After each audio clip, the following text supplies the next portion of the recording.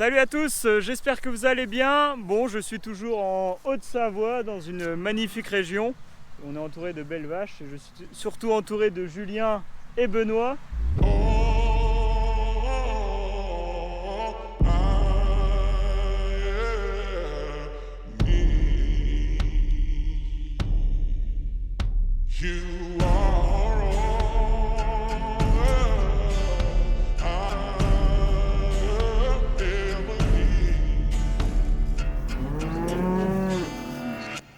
Donc est-ce que vous pouvez nous situer rapidement où on est, sur quelle zone on est par rapport à la Haute-Savoie?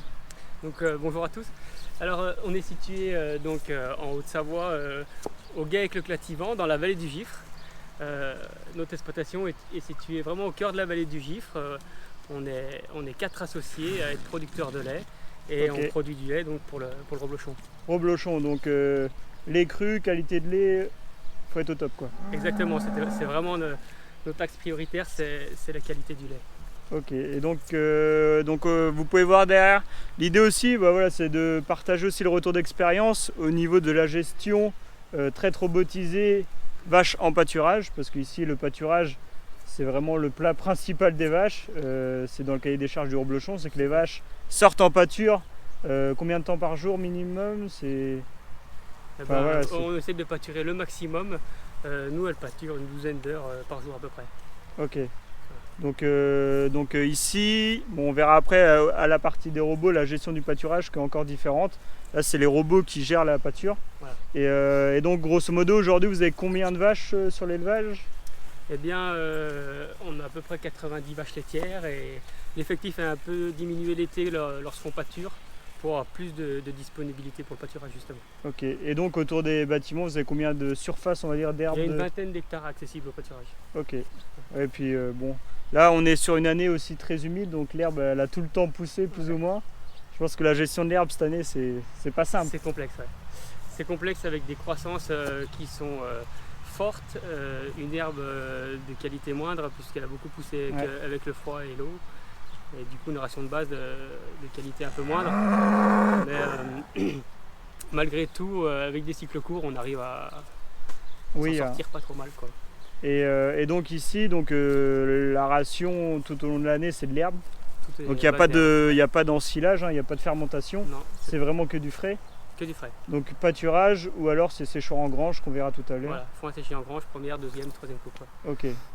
Et est-ce que vous avez un peu d'alpage aussi, non? Alors on a on peut dire des petits alpages de proximité, mais c'est pas des grands alpages de haute montagne, quoi. Donc des petites zones situées au sommet de notre commune où on fait pâturer nos génisses et nos vaches terriques. Du coup c'est par là, non?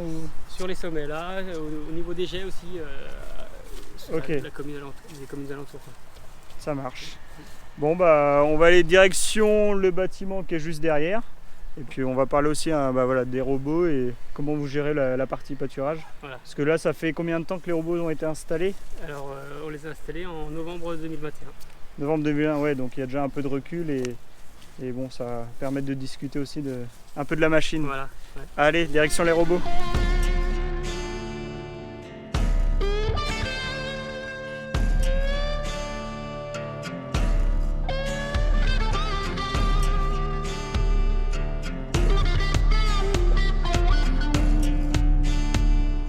Du coup, on vient d'arriver dans le premier local, c'est la laiterie. La laiterie, ouais. Donc ça a été aménagé en même temps que les robots, peut-être? C'est un peu une extension du bâtiment. Ouais, tout à fait. On est vraiment reparti à zéro, tout casser l'existant pour refaçonner les pièces pour que ce soit le plus fonctionnel possible autour des robots. Ok, ça marche. Donc là, on a un petit tank parce que vous êtes connecté tous les jours, tous les soirs. Tous les soirs. Donc quand c'est connecté, ça part le soir. Directement à la fabrication le lendemain matin. Donc transformation, c'est du direct, quoi. C'est du direct. Donc c'est là aussi la qualité de lait est hyper importante. Donc là vous pouvez avoir l'armoire qui gère les robots, toute l'installation avec la partie du lait, du tri du lait. Et donc là on va aller en direction des robots.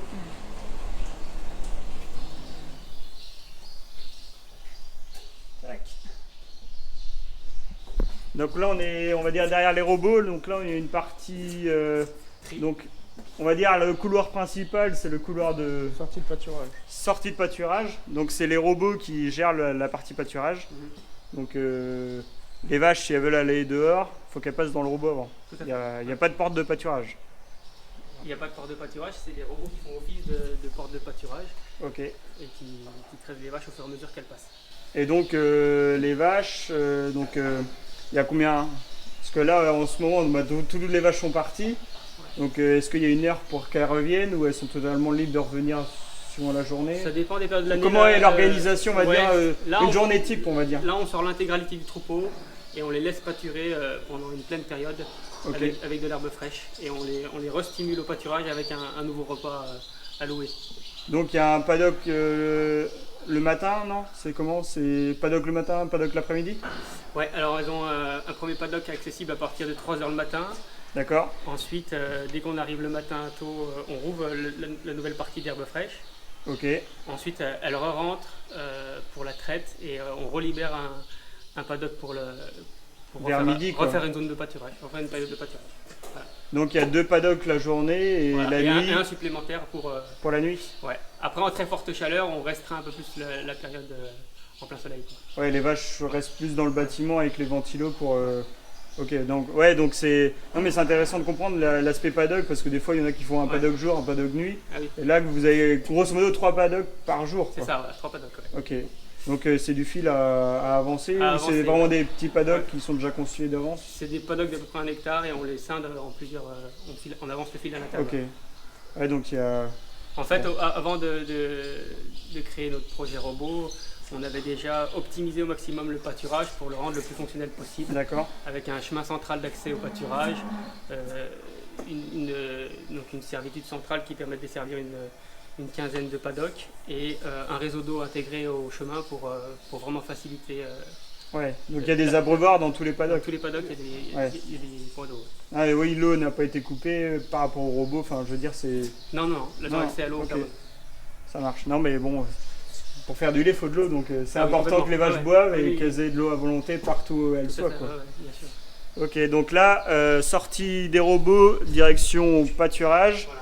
Ou alors je vois qu'il y a du tri. Ça peut aller aussi cage de contention. Là. Peut-être. Alors, cage de contention dans le premier tri. Ok, Et deuxième tri, vélage ou infirmerie. d'accord. Donc ouais, tout se fait là. Au moins, vous avez tout sur la main dès que vous arrivez. Les vaches à problème sont disponibles. C'est ça. Ok, donc là vous allez voir, ouais, les robots sont en L, comme on appelle ça. Donc bon, ça. Il y a de plus en plus d'installations comme ça, mais. Et donc on va aller sur la partie, on va dire, on va aller devant les robots, ça va être plus simple à communiquer dessus. Donc là la stabulation, donc c'est une stabulation en calibotie. Elle a été installée, montée quand? Il y a quelques années, je crois. Alors, la base de bâtiment, elle date de 1992. C'était un projet un peu avant-gardiste pour l'époque. Ok, Parce que traditionnellement, dans notre vallée, c'était beaucoup de vaches attachées, d'accord. travées. Pas de système libre quoi. Pas de système libre, c'est un système qui est aussi lié à la zone de montagne. C'était un modèle qui était comme ça. Il fallait casser un peu les causes. Voilà, C'est un peu ça. je ne suis pas du tout initiateur du projet, mais c'était un projet qui était assez novateur pour l'époque. D'accord. Et donc oui, là passage du coup en logette. En logette, donc Logette, logette ça- susurrée sur caillebotis, Avec matelas. Avec et matelas. raclée maintenant du coup avec des sols toujours secs, Ok, ouais, Autour de pour, la- pour avoir les pieds les plus propres possibles. le plus fort possible.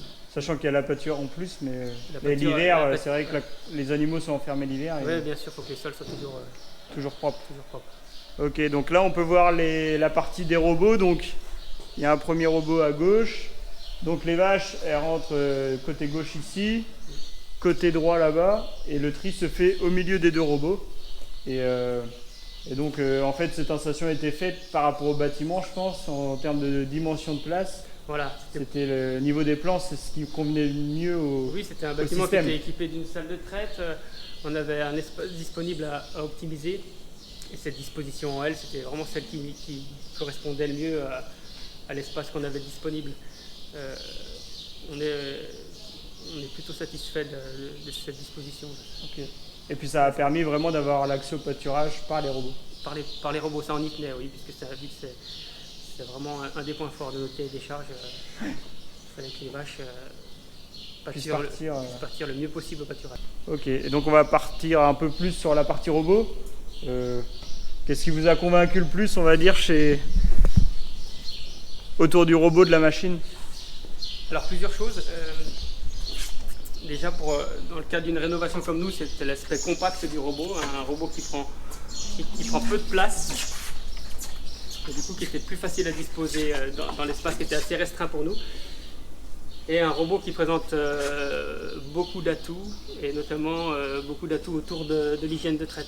Et ça, étant donné qu'on est en lait cru, c'était vraiment notre point décisionnel, c'était la qualité de lavage des trayons en amont de la traite. C'était vraiment le facteur principal pour vous? Voilà, le facteur numéro 1 prioritaire, on va dire.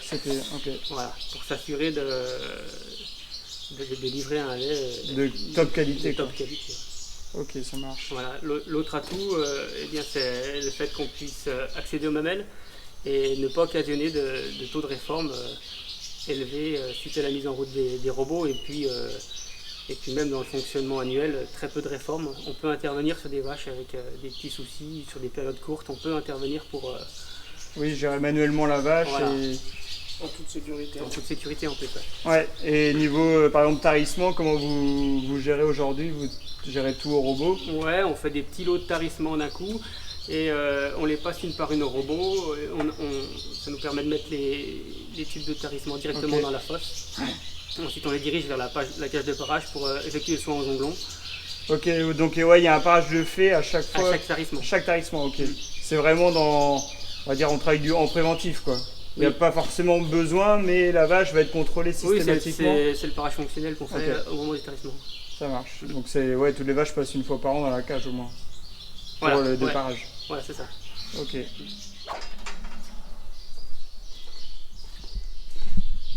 Bon, moi je vais être chiant, mais je trouve que j'ai un problème de dimension dans ce bâtiment-là. C'est peut-être parce qu'il est bas ou quoi, mais ce que j'ai pas l'impression qu'il y ait 90 places en logette ici dans le bâtiment. Mais bon, après, réellement, il y a les 90 places. Oui. Mais c'est... Après, on est sur des... C'est des bâtiments différents de chez nous. Nous, on a des charpentes qui sont beaucoup plus ouvertes, peut-être. Et... Ici, on a des coûts de construction élevés. Et puis, on est sur des largeurs qui se faisaient aussi à l'époque. On est reparti sur ce modèle de largeur de couloir. Mais les vaches sont quand même... ont de l'aisance. Hein. Et puis, elles sont confort sur des matelas... mémoire de forme, des genouillères à eau, elles sont quand même... Ouais, niveau confort et niveau bien-être animal, c'est... Oui, elles sont bien. Ouais, il y a ce qu'il faut. Ouais. Sachant qu'il y a la pâture aussi derrière, donc... tout à fait. C'est vrai que...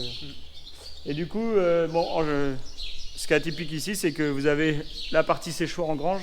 Oui. Du coup, on va aller voir un peu cette partie-là, la gestion. Mais bon, l'avantage aussi que vous avez, c'est que quand il caille dehors en hiver et qu'il y a de la neige ou je ne sais quoi, vous pouvez travailler totalement à l'abri, sans démarrer le tracteur. Sur la partie hivernale, quoi. Ah oui, complètement, ouais. Et puis on démarre à aucun tracteur du coup l'hiver pour distribuer la ration. Tout se fait avec la griffe. La griffe. Et mine de rien, économiquement, je pense que ça... Oui, c'est un gain de temps. C'est un gain de temps, oui, un gain de temps déjà de travail d'astreinte et puis économiquement aussi de ne pas démarrer un tracteur à un moteur tous les jours. Je pense que oui, il y a gros à y gagner, quoi.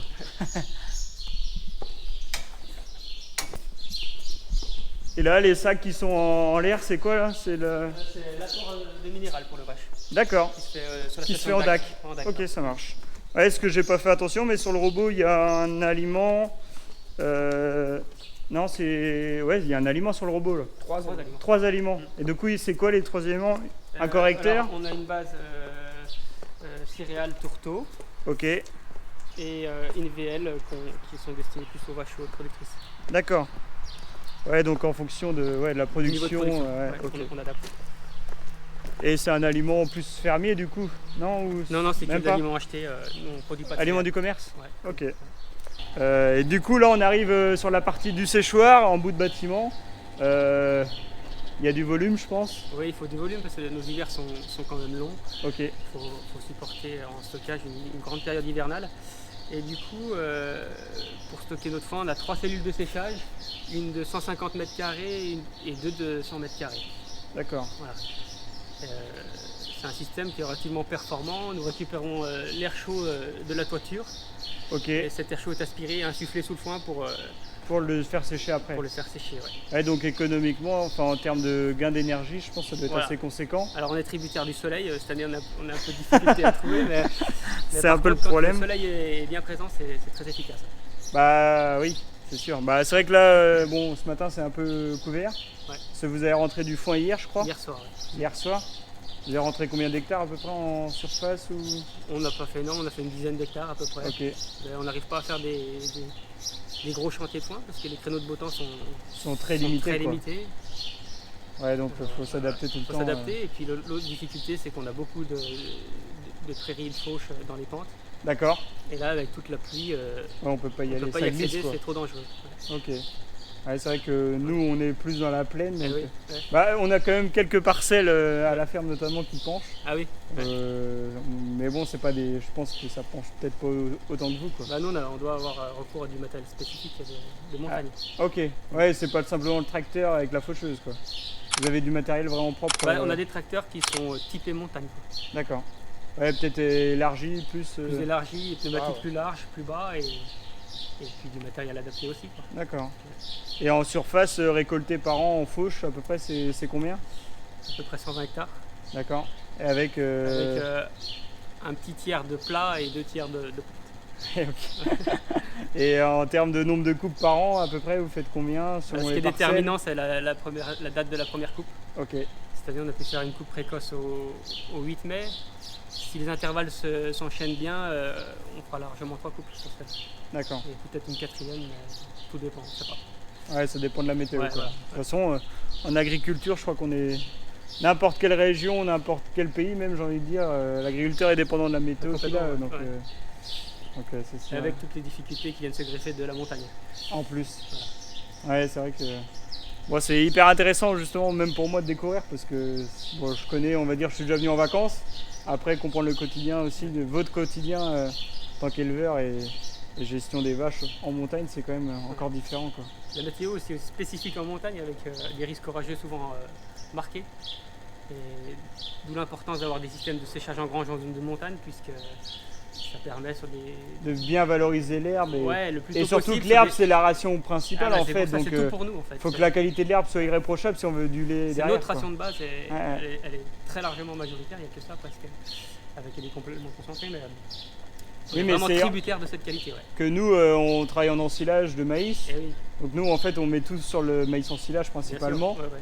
C'est vrai que c'est une autre, Ouais, c'est votre culture c'est principale. notre façon de travailler quoi. Et l'autre particularité, c'est que nous, notre chantier de foin, il ne se fait pas comme les maïs en 2 jours. Ouais. Nous, ça s'étale sur. Ça commence au mois de mai, ça termine au mois d'octobre, et dès qu'on a un créneau de beau temps, on fait du foin, tout le temps. Et vous avez aussi des parcelles, je sais pas, la plus petite elle fait combien d'hectares ou combien Ouais, elle fait de... combien de mètres carrés? Combien de mètres carrés? Ouais, on parle en mètres carrés ici, c'est combien? Moi, je sais pas, il y a des sites qui font 200 mètres carrés. Ouais, On a et la vraiment plus les- grande c'est? 4 hectares, quoi. Ah ouais, hectares. donc sur 120 hectares on va dire, ouais, ça fait... Oui. Enfin, Mais après, c'est ça. la vraie parcelle rectangulaire, la plus grande, c'est ça, 4 hectares. Ouais. Mais Oui, après, c'est après, beaucoup voilà. de petits coins. Bah, de toute façon, on voit bien sur le bord de route, je veux dire, la moindre petite zone où on peut faucher, c'est fauché. Quoi. Ah, complètement. C'est entretenu, c'est propre et c'est valorisé.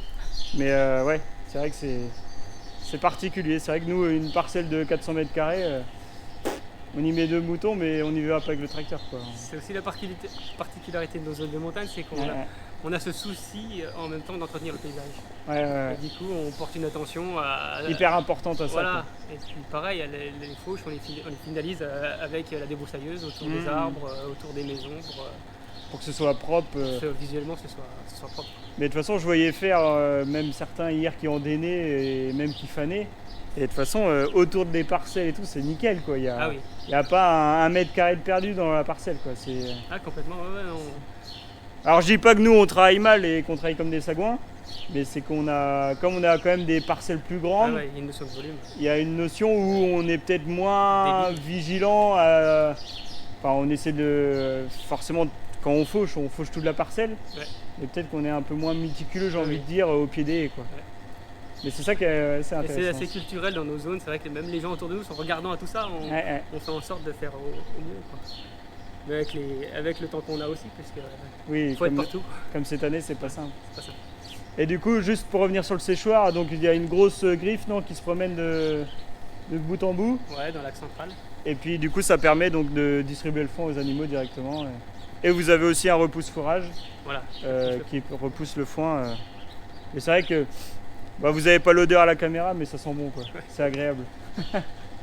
Ça sent meilleur que le maïs. Ouais, non, mais c'est vrai. Hein, puis de toute façon, je veux dire, quand on voit la couleur qu'il a, que vert comme ça, nous on fait pas du foin aussi vert. Hein. Faut pas se mentir. Parce que nous, c'est notre ration de base, on se concentre beaucoup C'est dessus. ça.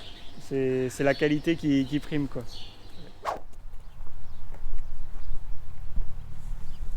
Bon, là on a quitté, on est en train de s'éloigner du bâtiment DVL. On a pris le chemin en fait de pâturage des vaches. Et en termes de gestion de l'herbe, en gestion de pâturage, donc c'est une vraie problématique ici, c'est quelle espèce on met, quelle variété on met dans les prairies. Et il y a aussi, ce qui n'est pas courant en montagne, c'est que vous irriguez ici, vous irriguez l'herbe. Et tout à fait. Vu qu'on tient particulièrement à pâturer avec nos vaches, et qu'elles pâturent de l'herbe de la meilleure qualité possible, on a fait le choix donc de s'équiper d'un système d'irrigation, puisque en fait, dans le fond de vallée, là où on est situé, on est sur des sols extrêmement séchants, avec une épaisseur de terre végétale faible et un sol très drainant, quoi. Très drainant, très drainant. Très séchant. Au final, dès qu'il arrive des grosses chaleurs, ça sèche direct, quoi. Et ça oui, cuit. Il suffit de 10-15 jours sans pluie et un peu de forte chaleur, et l'herbe, comme on dit chez nous, elle se rentourne. Et du coup, elle commence à sécher et le volume diminue. Et très rapidement, on peut se retrouver avec plus rien à pâturer si on fait rien. Ouais. Et donc là, vous avez installé système d'irrigation sur les 20 hectares de pâturage. Voilà, donc on a enterré une partie de la conduite. On a installé donc une pompe dans notre forage. Et on a investi dans un enrouleur de 500 mètres. Ok, ouais, pour complémenter. Et on déroule nos bandes d'irrigation. On déroule notre... Oui, c'est vraiment une gestion d'irrigation. Voilà. Mais pour l'herbe, non mais irriguer de l'herbe quand même, en général on irrigue du maïs, on irrigue je sais pas, des cultures comme je sais pas, le tournesol, enfin des... Mais vu que nous tout tourne autour de l'herbe et la façon de base c'est l'herbe. C'est hyper important pour vous de valoriser au mieux l'herbe. Exactement, oui. Et donc là c'est voilà, hier sur un tournage on parlait de déshumification. Déshumificateur, j'ai du mal. Au séchoir. Là du coup vous irriguez l'herbe, enfin voilà, il y a différentes solutions voilà, pour répondre à tous les enjeux autour de la gestion de l'herbe, quoi. Oui, c'est ça, on essaye de répondre au maximum aux attentes du cahier des charges. Donc là vous pouvez voir qu'il y a quand même un sacré chemin, bien stable aussi pour les vaches, c'est important pour qu'elles puissent marcher dans de bonnes conditions. Voilà, c'est un chemin central qu'on a aménagé en dur pour que vraiment les vaches ne détériorent pas les prés en période pluvieuse. Ouais. Et donc là on va aller voir un peu on va parler un peu d'espèces de pâture, de mélange, parce que ça fait partie de la production et de la production de lait, de la qualité de lait derrière, quoi. Donc là on arrive quasiment au bout, non, des... Non, oui, peut-être pas totalement de... C'est les derniers paddocks là, les derniers paddocks de pâturage. Et donc, c'est les derniers paddocks aussi qui ont été renouvelés. Donc là, il y a quoi? Il y a du trèfle? Alors, il y a beaucoup de trèfle blanc. Là, la chaleur a fait son effet. Le trèfle blanc s'impose. Ok. Il y a du raies gras, un peu de fétuc et il y a surtout du Festulonium, donc cette graminée hybride entre le raies gras et la fétuc. Festulonium, ouais. Festulonium, ouais. Et il y a de la chicorée aussi. Mais la chicorée, elle attend le sec pour prendre le relais. Pour prendre le relais. Ouais. Pour le moment, on l'a encore pas trop vu. Et donc tu parlais que ce que vous embêtiez avant, c'est qu'au mois d'août, vous cassiez une parcelle pour la renouveler. Ouais. Donc ça vous enleviez une parcelle, on va dire, pâturable pour les vaches. Ouais. Et pour limiter ça, pour limiter le fait d'enlever une parcelle jusqu'à la fin de la saison, quoi, au pâturage. Ouais, jusqu'à l'automne, quoi. Voilà, maintenant, on effectue des semis tardifs de prairies, des renouvellements beaucoup plus tard dans la saison, avec un couvert de métail. D'accord. Donc ce métail, il va permettre de protéger la prairie du froid, notamment de fin de saison, Et donc, Et de laisser la prairie s'implanter tranquillement le temps, quoi. voilà, la prairie prend plus de temps, elle s'implante correctement dessous. Et en même temps, ça l'enrichit, puisque le métail est composé de beaucoup de légumineuses. Ouais. Il enrichit le sol. Et ce qu'il en ressort après la fauche du métail le printemps, c'est que la prairie, elle s'exprime et elle est vraiment de bonne qualité. Là, on peut D'accord. voir qu'il y a Ah bah là, il y a, beaucoup de trèfle. là, il y a ce qu'il faut, là. Ouais, ouais. Et donc les vaches, elles vont venir pâturer là bientôt, je pense. Là, très bientôt, ouais. Parce que là, le fil, on est arrivé. Ouais, c'est ça. Ouais, falloir Donc là, décaler. ça va être le prochain paddock à pâturer. Ouais, donc Et- là, avec un mélange comme ça, normalement, niveau, ça va se retrouver dans le temps, que j'ai envie de dire. Logiquement, ouais, bah nous, on cherche d'avoir l'herbe C'est ça la aussi plus que- lactogène possible. Ouais, ouais, ouais.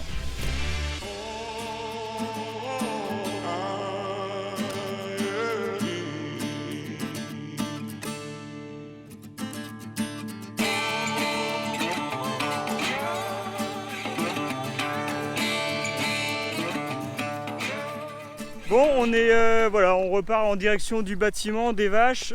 Pour conclure la vidéo, c'est quand même atypique, faut le dire aussi ça. C'est que vous êtes du coup 4 associés, mais en fait en l'hiver, Voilà. vous êtes quasiment plus agriculteurs, quoi, plus éleveurs, j'ai envie de dire. Disons qu'on partage notre métier avec un autre. On est 3 doubles actifs sur l'exploitation. Damien s'occupe du damage des pistes Ok. la nuit. Benoît, lui, il est agent des remontées mécaniques, donc il conduit donc les télécabines ou les télésièges. Et moi-même, je suis moniteur de ski sur la station qui est juste à côté à Morillon. Ah ouais, donc en termes d'organisation, et donc l'hiver, bon, le fait d'avoir tout sous la main et d'avoir les vaches sous la main, d'avoir les robots de traite, la griffe pour distribuer, en termes, vous passez quoi, 1h, 1h30 le matin, 2 heures quand ça va bien. Ouais, à peu près 2 heures. 2h le matin et le soir. Un petit peu moins, moins peut-être de 1 temps. heure et demie, ouais. Ouais, mais en termes Ouais. d'organisation, c'est que comme vous avez la double Voilà. activité, Voilà. faut qu'au niveau des vaches, faut que ça aille Ouais. vite, quoi. Alors ça, c'est assez historique depuis la création du GAEC. Le GAEC a vraiment été aménagé de manière très fonctionnelle pour justement À voir. le rendre compatible avec la double activité. D'accord. Puisque sur la ferme, tous ceux qui y sont passés eh bien, ont été double actifs. Ok, ouais, c'est Alors, historique depuis toujours, C'est quoi. historique depuis toujours. Et on continue dans cette lignée-là à rendre notre outil de travail le plus performant possible pour qu'il soit le plus agréable à travailler, puis pour qu'il libère du temps Pour faire autre pour chose. faire autre chose. Ouais, donc c'est vraiment plein d'activités, quoi. Vous vous ennuyez jamais, même en hiver. Pas du tout. Ouais. Pas le temps de s'ennuyer. Pas du Non, tout. mais ça vaudrait presque le coup que je revienne un peu cet hiver, hein, Avec- voir ça aussi, parce que Avec grand là, plaisir. là, il y a de l'herbe, tout est. Mais bon, aller faire un petit tour en dameuse ou quoi, ça pourrait changer aussi. Hein. Un tour en dameuse avec Ça. Damien, un cours de ski avec moi et puis un tour de télésiège avec Benoît. Allez, bah pourquoi pas. Je suis partant. Et bon, en tout cas, merci à vous pour l'accueil, pour l'échange. C'était vraiment super sympa, super intéressant. Avec grand plaisir. Puis bah voilà, si vous avez des questions, vous, sur les réseaux, n'hésitez pas à les mettre en commentaire. Moi, je garde les contacts pour répondre à toutes vos questions. Et puis bah, je vous dis à très bientôt sur la chaîne YouTube Agriciel. Ciao! Au revoir.